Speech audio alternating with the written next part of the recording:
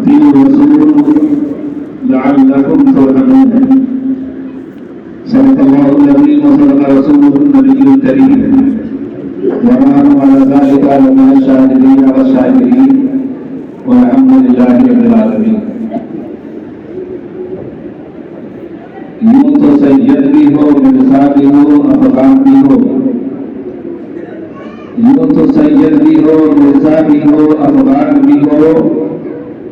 تم سبھی کچھ ہو، بتاؤ تو مسلمان بھی ہو. درس قرآن اگر تم نے بھلایا ہوتا، درس قرآن اگر تم نے بھلایا ہوتا، یہ زمانہ نہ زمانہ نے دکھایا ہوتا.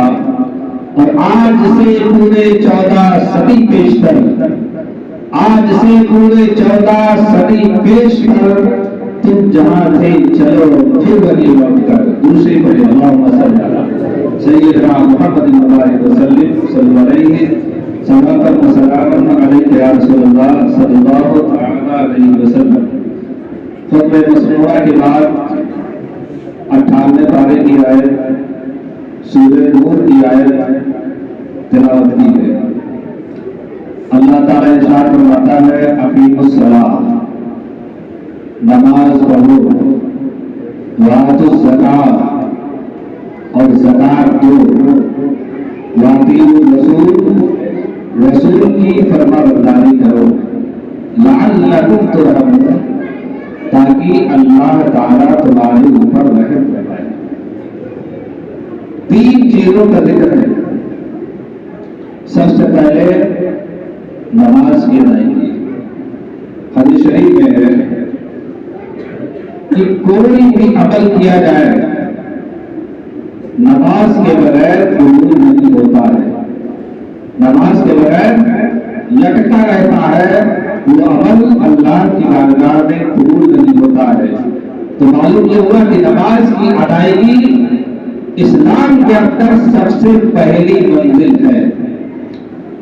اس کے بعد قرآن ہی میں کئی جگہ پر نماز کے فوراً بعد زکات کے بارے میں فرمایا. اقیموا الصلاۃ، نماز ادا کرو، وآتوا الزکاۃ، زکات دو. اس کے بعد اللہ تعالیٰ فرماتا ہے وآتوا الزکاۃ، زکات کی ادائیگی کرو. یقیناً نماز فرض ہے اگر کسی بندے پر، اور نماز ہر اس بندے پر فرض ہے اور اس بندی پر فرض ہے جو بالغ ہے، عاقل ہے. وہ مجنون نہیں ہے، بے عقل نہیں ہے، پاگل نہیں ہے، اور بالغ ہے تو چاہے مرد ہو، چاہے عورت ہو، چاہے جوان ہو، چاہے بوڑھا ہو، چاہے بچہ ہو، ہر ایک کے اوپر نماز فرض ہے. اس کی ادائیگی بہت ضروری ہے. زکات ہر مسلمان پر فرض نہیں ہے. زکات ہر اس بندے اور بندی پر فرض ہے جو مالک نصاب. مالک نصاب حاجت اصلیہ کو چھوڑ کر اس وقت موجودہ دور میں اور پہلے زمانے میں 3 پاؤ چاندی کی رقم، چاہے بینک میں ہو، چاہے گھر میں ہو، یا کسی کو قرضہ دیا ہے اس کے پاس ہے، ایسے شخص پر زکات فرض ہو جاتی ہے. ہاں، کسی بندے نے کسی کو قرض دیا ہے اور اس کے پاس پیسہ بالکل موجود نہیں، 2 لوگوں کو دیا، 3 لوگوں کو دیا، اور ابھی اس کے پاس پیسہ آیا نہیں ہے، تو کہتے ہیں جب تک اس کے پاس آئے گا نہیں تب تک اس کا ادا کرنا ضروری نہیں. 3 سال کے بعد وہ پیسہ اگر واپس آتا ہے تو 3 سال تک جو پیسہ نہیں ادا کیا ہے 3 سال کی پوری زکات جوڑ کر کے اس کو ادا کرنی ہوگی. یہ زکات کا مسئلہ. اس کے بعد اللہ تعالیٰ فرماتا ہے وَأَطِیعُوا الرَّسُولَ، رسول کی اطاعت کرو، فرما برداری کرو. رسول کی اطاعت کرو گے، فرما برداری کرو گے، نماز پڑھو گے، زکات کی ادائیگی کرو گے.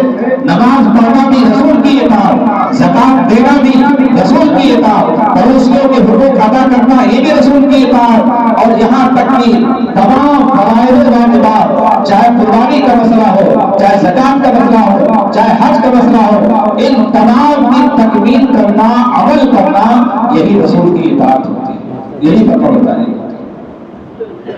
آئیے یہ رمضان شریف کا مقدس مہینہ یہ جو ہمارے سامنے سے رخصت ہونے والا ہے، جس کو ہم آخری جمعے کو الوداع کہتے ہیں، الوداع کی نماز کہتے ہیں۔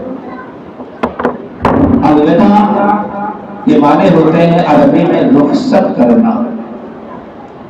جس طریقے سے ہماری بچی، آپ کی بچی جب شادی ہوتی ہے تو ہم اسے بہت ہی محبت کے ساتھ رخصت کرتے ہیں، اور کوئی پیاری چیز رخصت ہوتی ہے، ہمارا بچہ، آپ کا بچہ سفر میں جاتا ہے، مکہ مدینہ کا سفر کرتا ہے، تب بھی بہت مبارک سفر ہوتا ہے، کوئی حج پہ جاتا ہے، پھر بھی جب اسے رخصت کرتے ہیں تو کچھ نہ کچھ دکھ اور تکلیف ہوتی ہے۔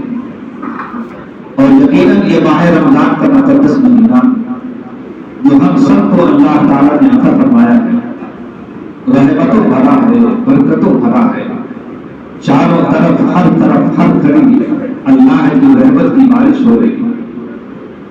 افطار کے وقت روزانہ اللہ تعالیٰ 10 لاکھ گنہگاروں کی بخشش فرما رہا ہے۔ کہاں اور دنوں میں یہ مبارک گھڑی آ سکتی ہے، یہ مبارک وقت آ سکتا ہے کہ 10 لاکھ روزانہ مسلمانوں کی بخشش ہو؟ یہ صرف ماہ مبارک رمضان شریف کا مہینہ ہے۔ ہم اسی لیے اس آخری جمعہ کو ہم تمام مسلمان جب جمعہ کی نماز ادا کرنے کے لیے جاتے ہیں تو اسے الوداع کا جمعہ کہتے ہیں۔ یہ ماہ مبارک اب ہم سے رخصت ہو رہا ہے، ہمیں جو ہے آنے والے سال میں پتہ نہیں یہ مہینہ ہم کو نصیب ہو جانا ہو، درمیانی میں ہم رخصت ہو جائیں، نہ جانے یہ کب ہمیں مہینہ نصیب ہو۔ لہذا اس لیے اس ماہ مبارک کے آخری جمعہ کو ہم الوداع کہتے ہیں، اور افسوس کا کچھ دکھ اور دکھ کا جو ہے افسوس کرتے ہوئے اس ماہ مبارک کو الوداع الوداع یا شہر رمضان کہتے ہوئے نظر آتے ہیں۔ کتنا مبارک مہینہ ہے! اللہ کے نبی صلی اللہ علیہ وسلم فرماتے ہیں کہ وہ بندہ 3 چیزوں کے بارے میں اللہ کے نبی نے دعا فرمائی تھی، آمین کہی تھی، دعا بلکہ جبریل کر رہے تھے، سرکار آمین کہہ رہے تھے۔ اللہ کے نبی صلی اللہ علیہ وسلم خطبے کے لیے ممبر پر، پہلی ممبر پر آپ نے جب قدم رکھا تو کہا آمین، پھر دوسرے پہ رکھا تو پھر کہا آمین، تیسرے پہ رکھا تو پھر کہا آمین۔ جمعہ کا دن تھا، نماز پوری ہو گئی، اور اس کے بعد مسلمان اکٹھا ہوئے، پوچھا یا رسول اللہ علیہ السلام، کوئی دعا کرنے والا نہیں تھا اور آپ آمین کہہ رہے تھے؟ 3 بار آمین کہا، اور آمین کہاں کہی جاتی ہے؟ جب کوئی دعا کرتا ہے تب آمین کہی جاتی ہے۔ اللہ کے نبی صلی اللہ علیہ وسلم نے ارشاد فرمایا، جبریل امین آئے تھے اور جبریل امین دعا کر رہے تھے، ہم آمین کر رہے تھے۔ ہم نے جب پہلے سیڑھی پہ میں نے پیر رکھا تو جبریل آئے اور کہا یا رسول اللہ علیہ السلام، کہیں بھی کسی محفل میں آپ کا نام لیا جائے اور سننے والے کوئی بندے درود شریف نہ پڑھیں تو وہ اس کے لیے ہلاکت ہے، یعنی اللہ کی رحمت سے وہ دور ہوگا۔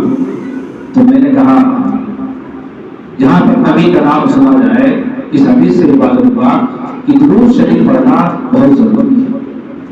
پھر اس کے بعد اللہ کے نبی صلی اللہ علیہ وسلم نے فرمایا کہ جبریل امین پھر دعا کی، یا رسول اللہ علیہ السلام،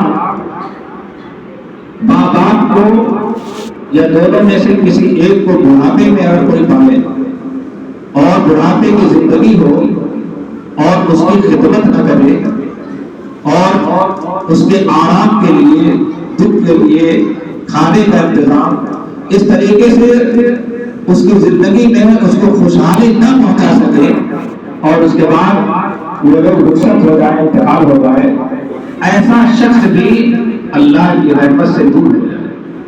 اللہ کے نبی صلی اللہ علیہ وسلم نے کہا، میں نے کہا تو معلوم ہوا کہ والدین، ماں باپ، ان کی خدمت کرنا گویا کہ اللہ کی رحمت ملنے کا ذریعہ اور جنت پانے کا سبب ہوا کرتا ہے کہ ماں باپ کی خدمت کرو، اللہ تبارک و تعالیٰ اس کے صلے میں تمہیں جنت عطا کرتا ہے۔ اس کے بعد اللہ کے نبی صلی اللہ علیہ وسلم نے فرمایا کہ تیسری بار جبریل امین نے یہ دعا کی کہ وہ بندہ جو رمضان شریف کا مہینہ پائے اور رمضان شریف کے مہینے میں بھی وہ تفریح کرتا رہے، عبادت سے دور، بہتا ہوا پھرے، بھٹکا ہوا پھرے، نماز نہ پڑھے، روزہ نہ رکھے اور اللہ کی تسبیحات نہ پڑھے، تو ایسا شخص بھی اللہ کی رحمت سے دور۔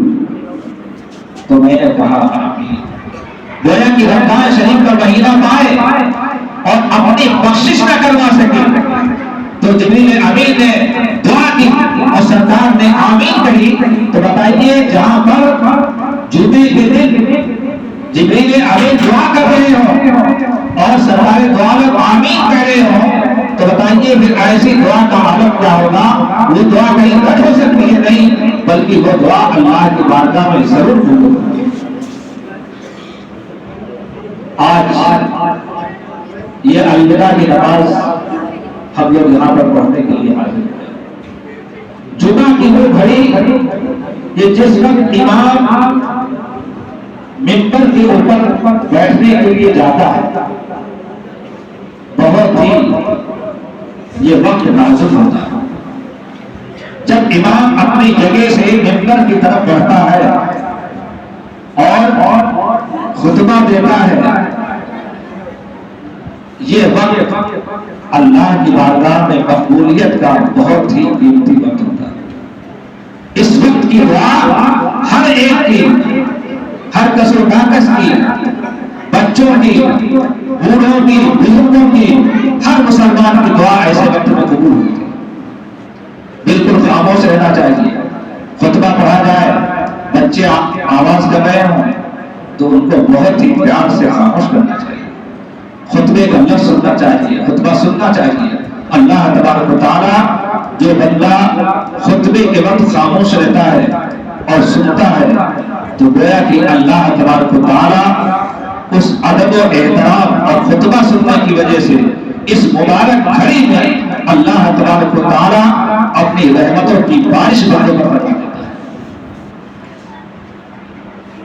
آج یہ 27واں روزہ ہے اور قریب ہے کہ پرسوں کے دن چاند نظر آیا، عید الفطر کا چاند نظر آیا اور اس کے بعد دوشنبے کے دن عید الفطر ہوئی۔ آپ کے لیے، ہم سب کے لیے اس دن کی بہت زیادہ ہے۔ صدقہ فطر سب سے پہلی چیز کہ رمضان شریف میں کسی بھی دن صدقہ فطر ادا کر دیا جائے، اور یہ کیوں ادا کر دیا جائے؟ اس لیے ہوتا ہے کہ ہم روزہ رکھتے ہیں، روزے میں کھانا پینا تو ہم نے چھوڑ دیا، لیکن کسی وقت کسی گھڑی ہم سے اگر بھول چوک میں کوئی بات ایسی نکل گئی ہے کہ جس کو ہم خلاف شرع کہتے ہیں، گویا کہ یہ صدقہ فطر ہمارے روزے میں جو کمی آنے والی تھی، ایک رسک اور ایک دھبا لگنے والا تھا، یہ اللہ تبارک و تعالیٰ جب صدقہ فطر ادا کر دیا جاتا ہے تو اللہ تعالیٰ تمہارے روزے کو پاک و صاف کر کے قبول فرما دیتا ہے۔ یہ صدقہ فطر ہوتا ہے۔ ہر مالک اعصاب کا صدقہ فطر اس کی طرف سے، اس کے بال بچوں کی طرف سے، سب کی طرف سے یہ واجب ہوتا ہے۔ صدقہ فطر کی مقدار 2 کلو 50 گرام گیہوں یا آٹا یا اس کی قیمت ادا کرنا ہوتی ہے۔